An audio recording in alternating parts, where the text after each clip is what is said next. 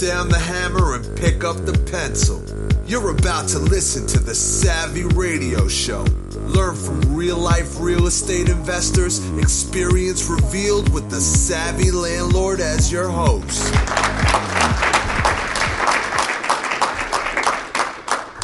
Thank you for that awesome introduction, Stephen. I thought I had 5 minutes because that's what the schedule says. But since we're not going off the schedule, it's okay. So, I'm Scooter Howell. I live in West Monroe, Louisiana. We drove up here through the ice to come hang out with y'all. Brought quite a few Louisiana guys. I think there's 5 of us here. Yeah, pretty good. Yeah. A lot of people came in. So let me figure out this thing. I'm not used to this high-tech stuff here. Thank you. So, my goal here is to give you simple steps that you can take home tomorrow and do. Just to give you something to build on, going from 10 units to 100 units. I know in this room there's a bunch of people that have quite a few more than 100 and some that are just getting started. So we have a wide range. So if it doesn't apply to you, then maybe you can pass it on to somebody else. It was pretty good last night. I heard some guys needing some of the stuff that we're going to talk about today. So hopefully they can put it in and just get everybody a little bit further. About me, I live in Louisiana, like I said, home of the Duck Dynasty show, if y'all have ever heard of that. Kind of let you know where we're at. We're the northeast corner of Louisiana. My wife and I have 4 kids. 2 of them, we've been married for 6 years. 2 of our kids are adopted. We've got ages 5, she'll turn 5 next week, 5 to 12. I didn't plan on being an adopted family. If there's any of y'all out there, then it's definitely a hard road. So I commend y'all for that. But God got us through it and is still doing it. It's a long road. But we spend our summers. We do about a month-long trip. Last summer we did 4 weeks. We went up the East Coast in our motorhome. Went through up to Nova Scotia from Louisiana. It's quite a hike. Did everything in between. Hit every theme park, every coast, every beach that we could. Went and saw the Rock in the Plymouth Rock. Yeah, you can skip that. There's a picture. There's a picture online. You can skip that. It is as bad as it says, but. Went and saw everything in between. Our kids will hopefully pass history class, and we really enjoy it. On my time, whenever I'm not raising kids or helping move them around, then I like to run. I like going on really long runs. Sometimes, 10, 15, 50 Ks, 100 Ks. I did a 62-mile run, which is 100 K. It takes a really long time and beats you up, but it's really awesome. So, like going on really long runs. I was child of 8, brothers and sisters. I was homeschooled. My family has 0 real estate experience except me, until me, and I love Jesus. Thank you. My experience is I really only have experience. The education I've gotten has been from coming to things like this. I've been doing I've tried to go to a conference a year. Some years I'll go and do multiples, but just coming and hanging out with other people that are doing the same things is really where my education came from. But I've got other than experience, which I've trashed out houses. It's really where it started, trashing out houses from guys that, this guy, when I was in my teens, grew up, he was doing, he had a mansion, and we were trashing out his house, and I was like, how in the world do you get that? I guess by trashing out houses. So anyway, started out doing that. I worked at a manufactured home dealership. I did everything from sales to service. I got a ton of education doing that. I had to develop, so I was doing land development at 19 years old, putting mobile homes on land and setting up the sewer and the water and all these things that I really didn't know much about, but they were just giving me a system and I was following it. So putting that stuff together and then doing the financing on them through that dealership. Me and my sister had bought a gymnastics gym in that time while I was working there. We ended up growing it 5 locations. We had, it's a cheer and tumble gym. We had 5 locations. We had 30-something employees. There was 800 kids a week running through our programs. If you all have any kids in cheerleading, then you know the whirlwind of headache. Has anybody ever been into competition cheerleading? 1, 2. My wife was in it for a long time. Yeah, that's a rough deal. Lots of parents and lots of kids. But anyway, so I decided I didn't want to do that anymore. We sold off some gyms. We sold some locations. We closed some locations, and then my sister eventually bought me out of that business. I started doing property management. Had a partner that that wanted to make some more money, so we partnered up. We managed around 400 units at the start. So we managed units for A class to F class properties. Very hard to do. Oop. And then of course in that I started a home service business because you need that too. We had 6 trucks running service for all these properties and other people. We would sub that out. So I had to deal with all those. I got to deal with all those employees, all those trucks, all those notes, all those insurance, all those flat tires. I don't know why service trucks get flat tires all the time, but they do. And they're always whenever they're at home. So they can't come to work. But anyway, so I ended up sold out to the gym, sold out my sister. I sold the management company. I took over my own units. At the time, I had around 200. So I took over management of my own units and closed a home service business and just kept one of the guys. I kept a couple of them for a little while, but I kept one of the main guys that had worked there for a while to do my service on my houses. So that is my education.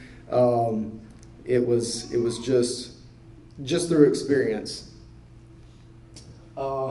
Right now, this is where I sit. I've sold some units, bought some units. We have currently around 120 units. We've got 8 Airbnbs. We've had more, we've had less. Right now, that's what we're doing.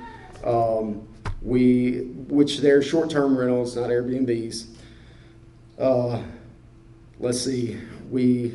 I've got one. We do flips. That's my main thing that I do right now is buying to sell. But we do, we've got 4 flips in process right now, whether they're under construction. I've got one that just got, countertops in yesterday and getting paint today, and one that's getting an inspection for the realtor today, and one that we're just waiting to close, and another is under construction pretty far down. But that's my main day-to-day thing that I do. I don't normally work on my rental properties. My manager and her maintenance guy take care of that. But we did 18 flip to sell, which I looked it up the other day. We did 24 transactions last year. Just so we bought some other rental property also. So that's just kind of about me. I wanted to kind of ask a question here. Let's see, and the guy I brought can't answer, but anybody know what this would represent to me? Door. Vacant house. Vacant house, that's good. Anybody know? It's a lockbox if you can't see it. Anybody have an answer? Anything else? What would this represent to you? Vacancies. Opportunity. That's on the market. Liability. Keep going. Liability. Wire strippers. Y'all have wire strippers here? Y'all people that go and gut the houses for the wires? Yeah. They like to start fires. Yeah. Whoa! Come and get your lockbox. All right, give him a hand. He said freedom. That's, to me, that's pretty good. To me, that's what the lockbox means to me. It's just a tool that we can use to get our time back. I mean, it's literally time that you don't have to go over there. I'm going to share more about that later. Do you have lockboxes? Yep. You use them yourself? Yeah? All right. Got an extra. Who does not use lockboxes for showings? You don't? Hell no, I use the key locks on the front door. All right. Because I don't have to get the lockbox to work. Next level. Right back there. Who knew? Yeah, you're right. So there's tons of ways of doing it. One more thing. What's the best thing about having rental property and doing flips? What would be the best thing about having rental property and doing flips? You can put the expenses for the rentals on the flips. I'm looking for a word. Cash. Bam! Who said depreciation? Come get your pre-gift up here. Bam! Who loves depreciation? Money. Free money. Hey, I'm going to give away one of your gifts, by the way. Hey, take any of it there. That's a good one. That's a good one. Stephen's book. That's an excellent choice. Anybody read this book? Yeah. Like 3 people. Y'all should get it. He's got some up here. I want a signed one, by the way. My Amazon one did not come with a signed one. So, anyway, depreciation, best thing about rental property and doing flips, because you get all this cash, and then depreciation, if you don't know how to use it, then definitely need to talk to somebody about that. But anyway, let's go. So this is just some of the things I wish I had known. That was the previous slide. Richest man in Babylon is where I got that. Just ask about experience. Just ask people that have experience, not people that know how to talk about it. Not an answer. Not a expert in the matter. A real estate agent is supposedly an expert, and that's what they look like to people that aren't educated like you guys, But they are a real estate professional, but they're no expert compared to the people that are in the room that are doing it. So go to people. I read this book, and it's really hard read, but it really got a good point home. Richest Man in Babylon. Anybody not read this book? Everybody in here. I mean, this is a good one that we all need to go off of, because it just tells you, hey, get the experience from somebody that's done it, not somebody that talks about doing it. There's no wrong way to do it. This is my way of how I grew my business and things that I use to go from 10 to 100. There's not a wrong way. You have people that tell you not to do things. They're usually the people that aren't experienced in doing it. But there's no wrong way to do it. Don't listen to the people that don't have experience in doing it that are telling you the way to do it. That's crazy. I literally had somebody telling me not to do something the other day, and they're telling me I won't make money at it. And I'm like, what? Who are you? I mean, okay, that's crazy. Why are you telling me? You rent your house, you know? Like, how in the world could you do that? But some people just think they need to give you their opinion and just go to experience. But so some more things that I wish I had known. Tenant, whenever going from 1 to 10 to 100, tenant emergencies are not your emergency. I got a text message this morning about a house that caught on fire, which is an emergency. But and it was 6:30 this morning. My wife texted me and said, "Hey, so and so, their house caught on fire." My first thing is, did they all get out? Everybody's safe. Yes, okay. Well, it's not our house, but we have had houses burn. It's terrible, but they need to call the fire department. They are not your baby. And if you treat them as such at 10 and 11 units, I mean, it'll stress you out. You just won't buy any more houses. So you think that you can't do it because you can't deal with all the stuff that it comes with. But tenant emergencies aren't mine. Their water heater goes out on a Saturday. I mean, I'm going to call a plumber and they'll be there on Monday. But they can live without hot water for a day. It's not my emergency. And their car going down, it's not my emergency. They tell you about it, but, people have to be adults. So that goes with, ugly doesn't mean it's broke. Let me tell you about this roof. So I bought this house, obviously, with the roof on it. This is probably I bought a package of 5. This is probably the maybe 10th house I bought in a package, but I've replaced all the roofs on the houses around it because they leaked and they were all shingle.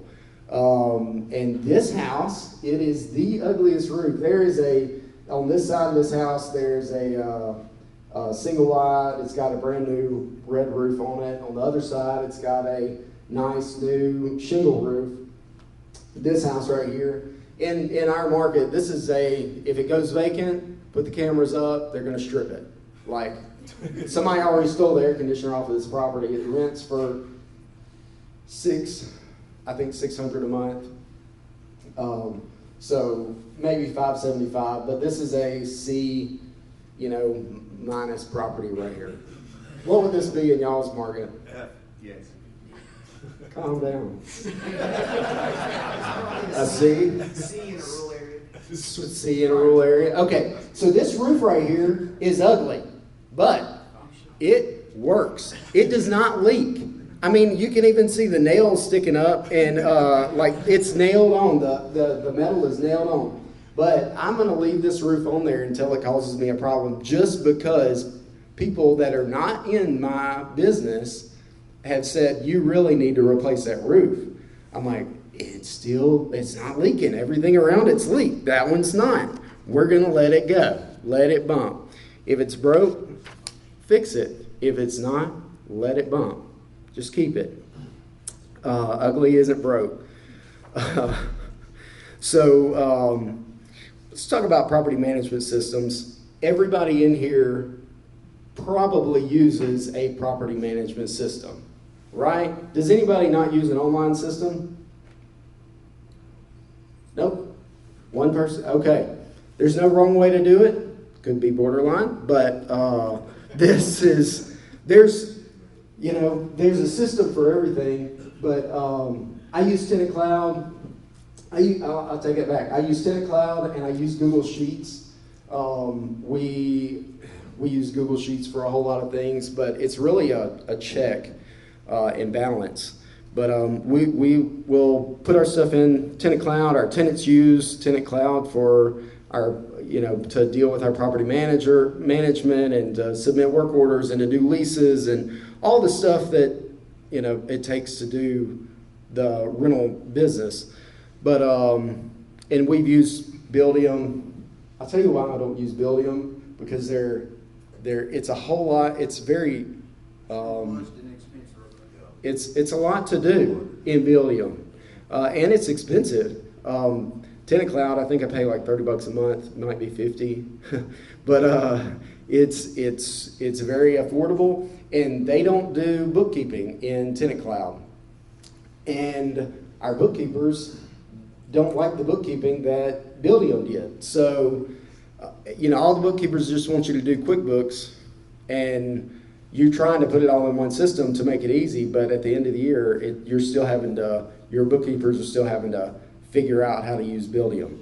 But we use Google Sheets. There's tons of property management systems out there. Just try one if you're not using one, but at least have a system, even if you have no cards. Have your system together for that. And keep in mind that if you're trying to use an all-in-one system, your bookkeeper has to be in tune with that. So just be prepared. If you're using a paper ledger, good for you. Could be wrong way, but there's no wrong way to do it. I'm just saying. Your checks and balances. This is our spreadsheet for our rent roll. Is pretty simple. And then we also put on our deposit slip. This is a deposit slip from the other day. We got $1,500. Somebody sent me that, or my office manager sent me that, and they write the address on the deposit slip as well. So we got 3 different places we can check to see if the tenant paid, and 3 different places for me to check behind my property manager to make sure that I'm getting my money deposited. I've had a guy tell me that's got 600 units, single family units. He's got a couple $1 million in his IRA, and he is a very knowledgeable guy. And he said it's not when they steal from you, it's not if, it's when they steal from you. He said always check behind you. He had told me about this sweet lady that worked for him that had stolen $50,000 one year.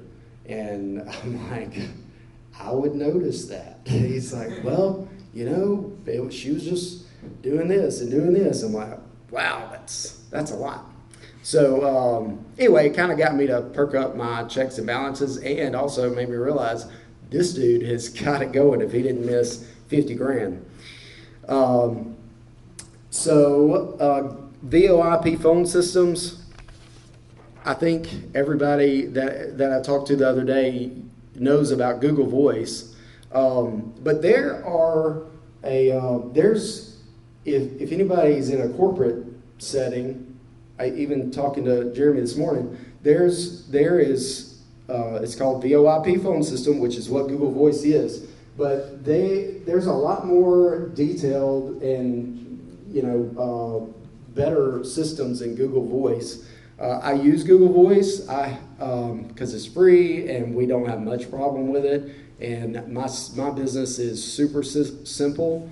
I don't have to forward numbers to here, and I'm not using VAs to do customer stuff. Like I use VAs for other things, but there's only 1 or 2 people that answer my phone, and Google Voice works great for me. Whenever it doesn't start working great, I'll switch to something else. But if you don't have a Google Voice or a VoIP phone system, check them out. I mean, there's RingCentral, Vonage, and I bet you have a local supplier that will help you set one up, and they're all the same.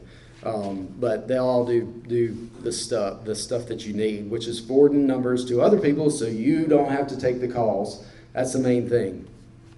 So we can filter out on the time that we spend on that stuff.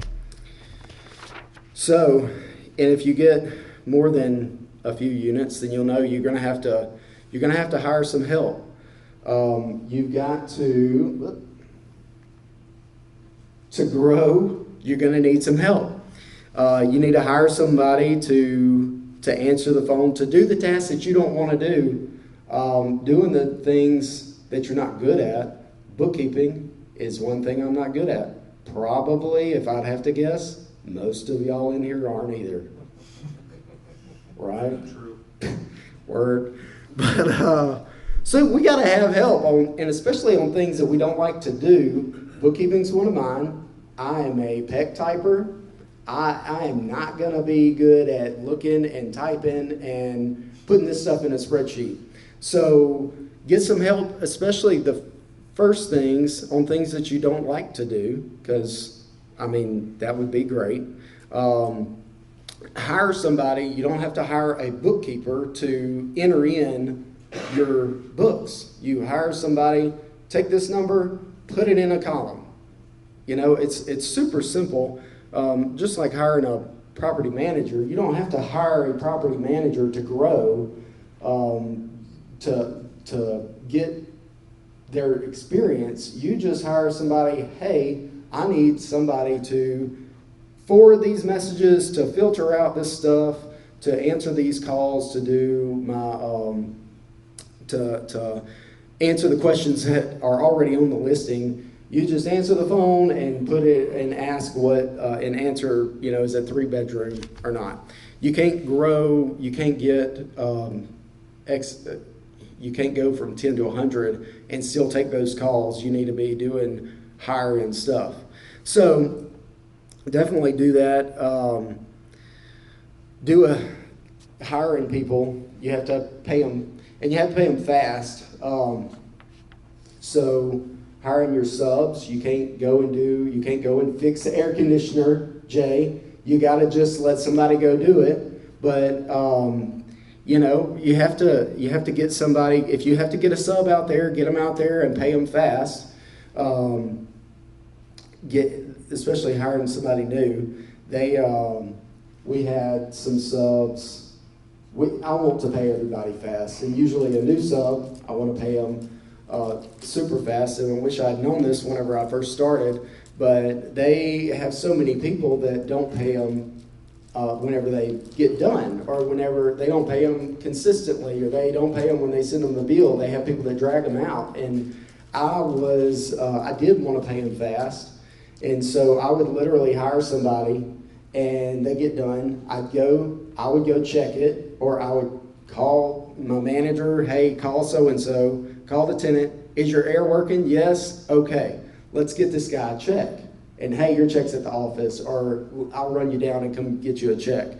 I will say that now, as of today, I don't run anybody down. They come to our office. We write checks on Friday. We have a check day.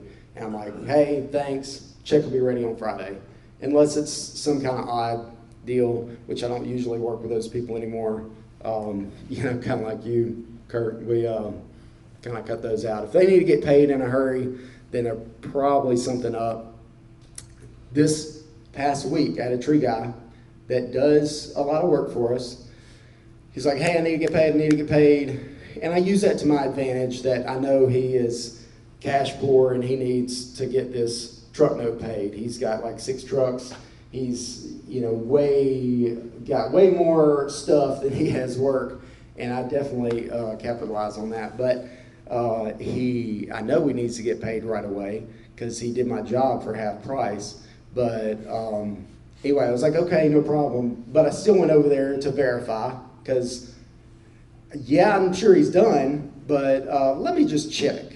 And so I went over there and I pull up, and the gas line going from the house to the meter is rolled up on the side of the yard. I meant to put a picture of that, but I was like, I'm sure he is ready to get paid. That's crazy.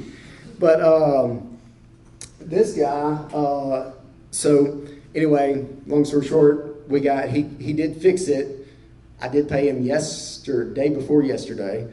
So he had a plumber come out. I went back out, verified that it was done. The plumber had fixed it. He pushed me to try to pay him that day so that he could pay his plumber, you know. Anyway, that guy's very hard to work with. I probably won't do much more business with him. Another reason we verify, we had a plumber go out. He had done some other odd jobs, and he put this clean out in for us. He buried it in the ground. I was like, send us a picture. It's done. not this picture, with all the dirt around it. This is a clay pipe. What? Yep. 2025, homie. This is clay pipe. He put some little, y'all see where they do cut the pipe and just set it on top? And he was like, hey, we're done. I'm coming to the office. I knew he needed a check. Guy was hard on his luck, which I might have used that to my advantage. But, he did a job. Anyway, I had a guy in the area go out to verify what he did. And he, basically just pushed this pipe over and then dug it up and sent me this picture. He's like, did you pay that guy yet? I was like, no. And so anyway, we verified this job. And then we went back to the last couple of jobs that he did for us and verified that he had, in fact, not done that. And so he, didn't change some fittings that he charged us for. And but this guy was a scammer. He had hired an air conditioning company under the premise that he worked for a property management company at this house that he's renting or doing a lease purchase on. And he got them to put in do all kinds of plumbing, like new water heater, new air conditioner, and then they were supposed to bill the company. The company gets the bill and it's like, hey, whose house is this? This is not. Anyway, but he got an air condition, a plumb, new water heater, and all that for his house. He just sent the bill. It's like $4,500 bill to this property management company. Isn't that insane? And he didn't go to jail. He got a church to pay the bill. He got benevolence to come around, and he went and gave him a sob story about whatever. The guy needs to write a book. But that was a bad deal. I talked to all my pastor friends like, hey, this guy asked you for money? Don't give it to him. This is what he's doing. He's definitely a scammer. But has a bunch of kids, and it's a terrible situation. Hopefully they don't grow up like him. But anyway, verify everything. And another thing, to get from 10 to 100, hiring a VA. I know it's like a buzzword. Anybody in here ever hire a VA? You haven't ever hired a VA? Kenny? Really? You are a VA. Me? Yes. You're kind of a VA. Never mind. So you're out of town. You just do it virtually. You are your VA. VL. Virtual landlord. Stephen, next topic. Got it. You're welcome. Bill, can you build that out for me? Can you build that out? So, let's see, man, I think this is in the wrong spot. What happened here, guys? No, I'm in a good spot. So, verifying those guys, and then something else that I wish I'd known: hiring a VA. It's not really that big a deal. Just hire somebody to answer the phone to do something that you don't have to see them and talk to them all the time. Just hire somebody to do that. Stephen has obviously educated everybody in doing this. Didn't you write a book about that? Class course. It's a class. Oh, man. So, but my first VA was a sham. I have used a virtual assisted service, and there's some Facebook groups. I hired Jay Gar from Pakistan. I swear, I think I put him on to quite a few people. Jared used him. Lamont didn't use him, but he's a VA, and he's got VA buddies, and they answer calls. Funny thing, he was from Pakistan when I hired him. Whenever by the time I got done, he had moved to Omaha, Nebraska. So he, but he's, yeah. It was cool, but anyway, hire him to do anything, to answer the phone, if you hadn't hired a VA, just get them to get all the addresses on a street that you want to mail. Just say, hey, I want all the addresses and names on a, on a form to where I can print off the letters and I can send them letters, and they can just like figure it out and do it. They've got other people. If you're trying to hire a VA, talk to your buddies that have VAs or somebody else that has a VA, and they'll pass them on to you. That somebody else, they'll see if they have VA buddies that can help you out. But just try it on anything. There's a Facebook group that is pretty good. I've gotten, you post a job on there. Hey, I need addresses for this. They will bombard you with, hey, I do this kind of work. I do, data lookup. I can, they'll send you have to look in your spam because they're coming from, somewhere in India, but some sector for something, but it's definitely needed. To grow, you got to have some help.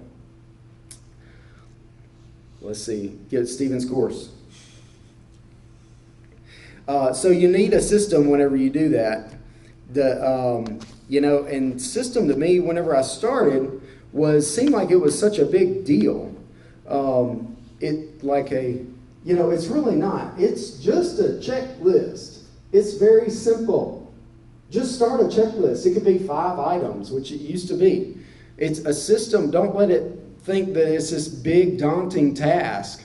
It is it's just a check sheet that somebody else can go off of, because you don't want to sit there and tell them the thing every day. This is our property information sheet. Like, this is pretty basic. Does it have a dishwasher? Yes, no. Does it have a refrigerator in it? Yes, no. Which this would be like for a new acquisition or some new package that we bought, so our property manager can go in and get all this information, because, I won't know. I'll buy a house and not exactly remember all this stuff. So she'll send somebody over there and they'll get all this stuff. We've sent this to realtors that new realtors that are looking just to get some boots on the ground and to go do something. I paid $25. Hey, will you go get this on this address? I just called them, emailed it to them, they printed it out, they went to the property and did it. I didn't have to deal with it. So it's kind of a VA thing to do. That's what I would do if I was buying something out of town. I would send them this, send them a couple of our other forms. Hey, will you go give me this information off of this property? But if you don't have a system, don't make it hard on yourself. Just start with a checklist. The thing is just to start. I have got so another thing would be marketing. Everybody see that? Okay? Just making sure. But, things that I wish I had known whenever starting property management, starting to grow, would be things that you wouldn't know that you can do. And you just got to try it. I think some of the best people that start this are people that don't know what they can't do or don't know how to do it, because they'll just try something. So I literally, hey, Jeremy, can you bring that up here? Kenny, will you help him? So this is one thing that I've done on doom scrolling. Instead of doom scrolling, we on Amazon, this is like $60. And instead of doom scrolling at night, just get on Amazon and start typing out some junk and put that up. This banner, I took it off of this where it was at to bring it up here, but I bought a house off of this. My wife was like, nobody's going to read that. Thank you, guys. Thank you. Give our help some hand here. Good job, guys.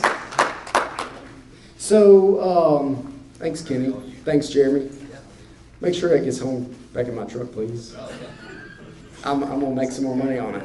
So, kind of a lot of letters in that thing, a lot to do. But I seriously bought a house with it. Like, I put it up, 2 weeks later, got a call, bought a house like 2 weeks later with that sign. And I was literally on Amazon just like, oh, there's a banner. Oh, let's just make this up real quick. A couple days later, it's here. This is my next one I'm going to get.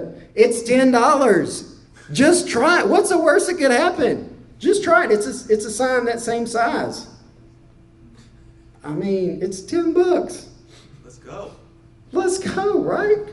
So why not? Just try something. I've got for rent properties.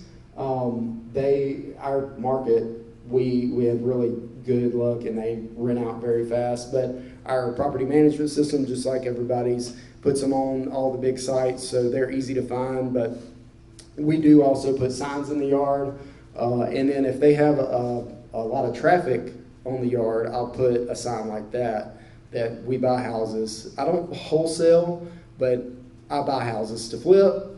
Even if it's in the wrong area, where that sign was, I bought a house 30 minutes away. The people called me from 30 minutes away. You know, they just passed by it and saw my sign, saw my kid patching a hole that he put in the wall. He was patching a hole. I was like, I'm just going to try this.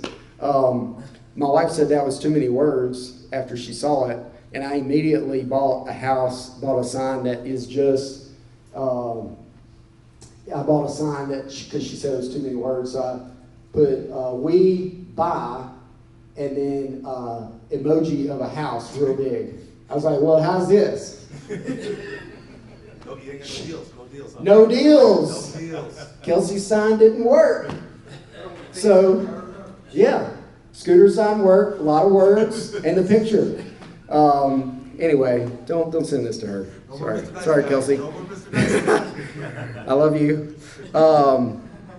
But the point is, just try something different. You know, you don't know if it's going to work. If I had taken everybody's advice, I would think that sign is a lot of words too, but it was $60 on Amazon that night. I just thought it was something different, and I did it. I've also done signs for short-term rentals. I bought short-term rental signs. I wish I had a picture of it, but it says, "Hey, short-term rental. It's a Airbnb, short-term rental, nightly rent." I put it in this yard. It has a lot of traffic. It's an Airbnb that we have. That does not work. The people that are driving around here in our town do not need a short-term rental, nor do they know what that is. So I spent every phone call explaining what a short-term rental was, and that it's not for rent, for regular rent, and that it's, $2,800 a month, and there were, it was terrible. But of course, I bought in bulk because you get a better deal. So I literally have a stack of 25 of these signs that say short-term rental at my office to keep me reminded of don't make dumb decisions. But I did just try something, and I think I'm going to donate them to the church. They said they wanted something. I got a write-off on that? You get a write-off. They can use it at Easter or something? Yeah, maybe. Yeah, they're going to paint them something. Yeah. So they'll probably end up wanting me to paint them, so I might just chunk them. But I'm going to leave them in my office right now to make me know I didn't do that. So anybody have any great marketing that I could take home? I'm in Louisiana, so anybody have anything just great that I could take back? Put up all of your Airbnbs and leave them up even if they're rented, because you can force them into other Airbnbs that you have. Word. That's good. What she said? She said, leave up your Airbnbs even if they're listed, because you can transfer the people. Like if you leave up your listing, basically you can say, hey, this was booked or it's got a problem, and you can transfer them over. That's good. We do that on some of our stuff. We do. Anybody else got something good like my sign that's as good as my 2-week buy a house sign? Anybody got something like that? Okay, y'all are welcome. Sorry. So,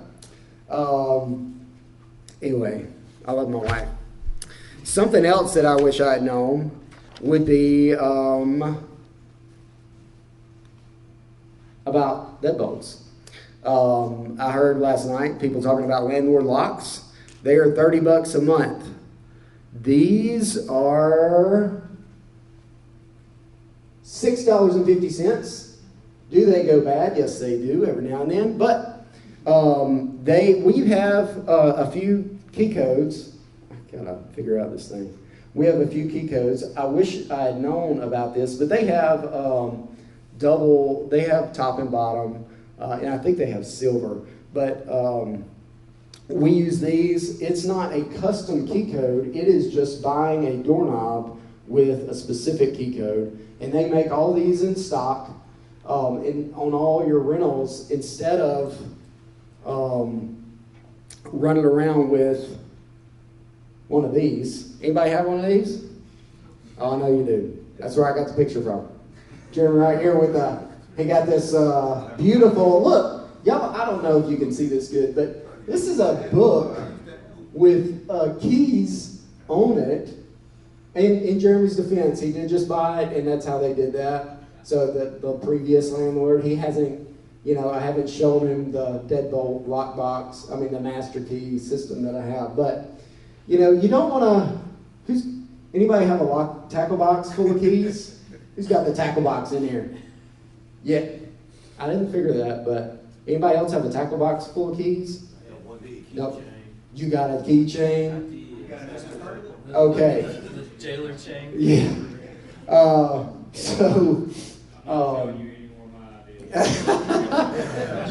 You're working on your tackle box. So, this is really organized, and this is a guy that I know. I asked him to send me this picture the other day, but he manages property for other people, and I'm guessing this is one company that he manages for, or a geographic location. But so our keys, there's landlord locks, they're great, but our keys are, so I just use a deadbolt for the majority of our houses so they can't lock themselves out. We're just cutting down on time. Like, things that save us time save our life. So our life is things that we want to do, not things that we don't. Nobody wants to run a tenant key. Nobody wants to look for the key in the tackle box or in the book and then try to get the key out of that book. How are you going to do that without making a mess, I'm sorry, Jeremy. I love you, man. I love you, man. But so for our properties, we have like eight key codes. We might have more than that.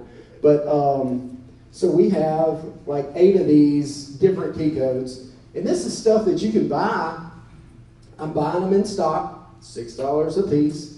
We change the front and the back door. We use a pass knob for the bottom.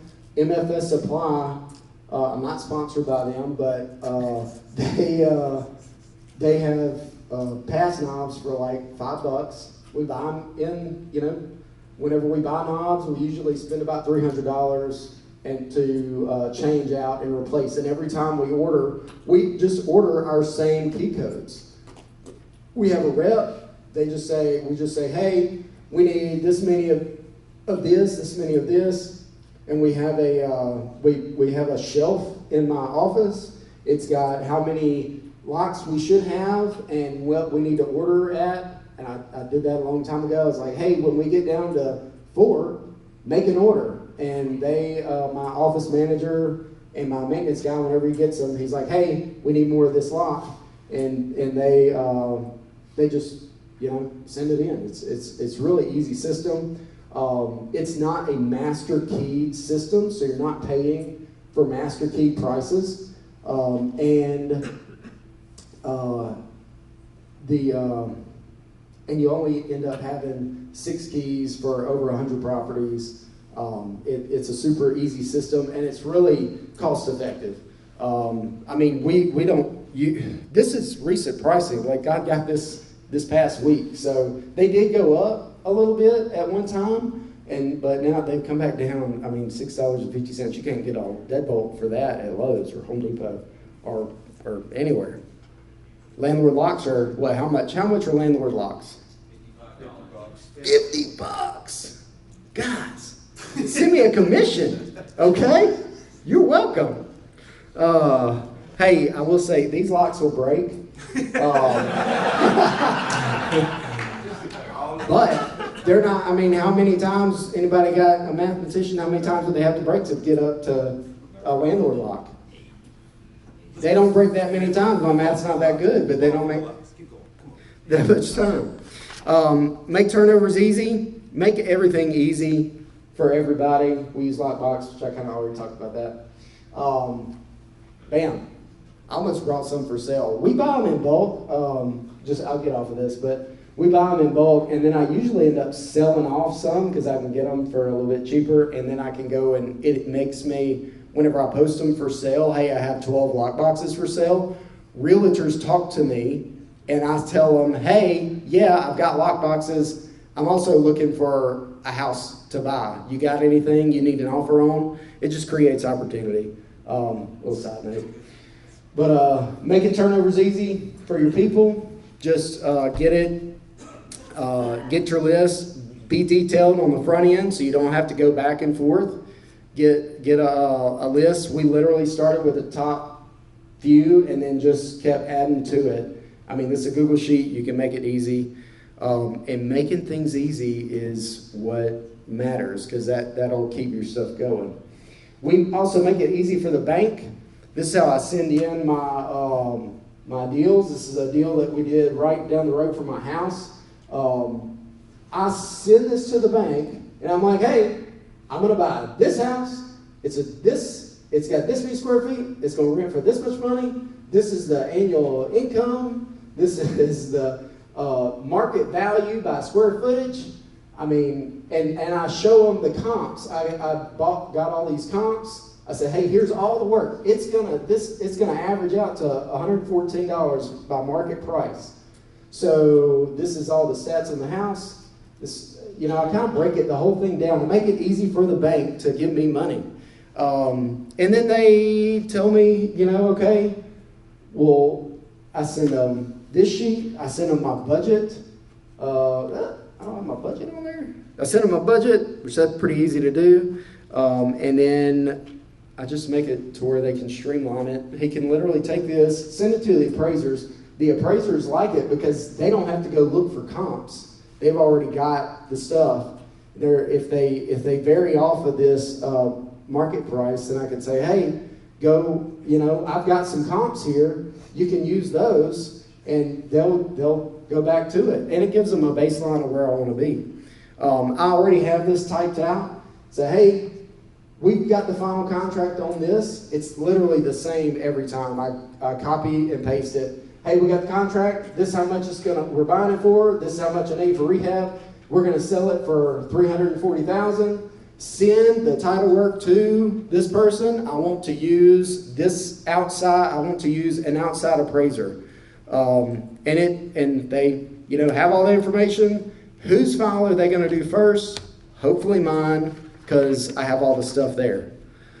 That's good. Put your hands together, guys.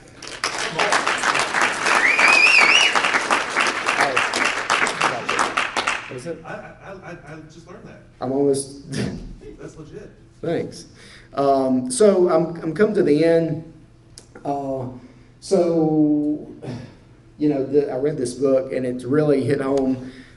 Begin with the end in mind. Nobody wants 100 units because it's terrible. It's terrible, but right? We don't want that much headache, but. Figure out what you really need. It's probably not 100 units.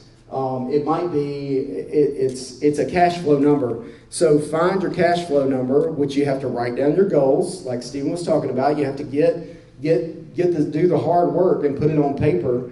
At one time, I wanted to buy a beach condo. I wanted to go live on the beach. It was, the end was I wanted a beach condo. Not that hard to do. I ended up buying 5. This property, this property was like my beach house. I said, me and this buddy bought this house, this condo together, this building together. Said, hey, this is going to buy us a beach house, and it cash flowed enough to pay the note on a condo, that condo. But little did I know the condo would pay for itself with the rent. If you want a beach condo, talk to Stephen about it. It's probably not a good idea. Assessments are terrible. But buying that ended up, we bought 5 in this building, and then it paid for our other one that's on the coast. It's paid for now. We got a condo paid for in Orange Beach. It's pretty awesome. But the beginning with, hey, I want a beach condo. Okay, well, break that down and go figure out what it takes to actually get a beach condo, if that's what you want, or an airplane, or a farm, or the things that we want, because we don't want 100 units. We want freedom. We want our planes or our condos, which I never go to the beach anymore. But I did there for a little bit. It was fun. But we want stuff. We don't want 100 units, I promise. But you have to do the hard work to do that. You got to put it on paper. Don't be lazy. Put your goals on paper, Stephen. I could tell you did not. So, and yeah, anyway, don't wait. There's a good market. It's today. The guys that say, oh, I can't find anything, it's because you're not trying. I promise you there's deals on that can be had. We bought houses in, actually the house I live in, we bought it for $100,000 less than it was on the market. And it's just because we made an offer. Definitely just try to buy stuff offline, off the MLS. And buying big deals, you don't get to that many by just buying one at a time. You usually have to buy in bulk, which is not that hard to do. You just do the homework that I had up there for the bank, 25 times or however many units it is, and summarize it and say, hey, here's all the homework. You do this at night whenever you're off of work or not doing your regular stuff. You do this, you're going to do it anyway. So just do the homework and break it down into small chunks. You can do big deals. I guess one of the main points that I would want to get to you, somebody that's about going from 10 to 100, would be really figure out kind of what, I missed some, really figure out what you want. And then backtrack it from there. Everybody has these goal things, but really just do that. It's hard to do, but just do that. Ask experts. Buy your time back with lock boxes and systems. Lock boxes, don't call it a system. Call it a checklist if it makes it easier. There is no wrong way to do it. The key tackle box thing could be wrong. We could start there. But, buy more houses. Thank y'all for coming. Thanks for listening to the Savvy Radio Show. Glide online and listen to our other motivating episodes at SavvyRadioShow.com. Connect on Twitter at LandlordBook and always be buying assets.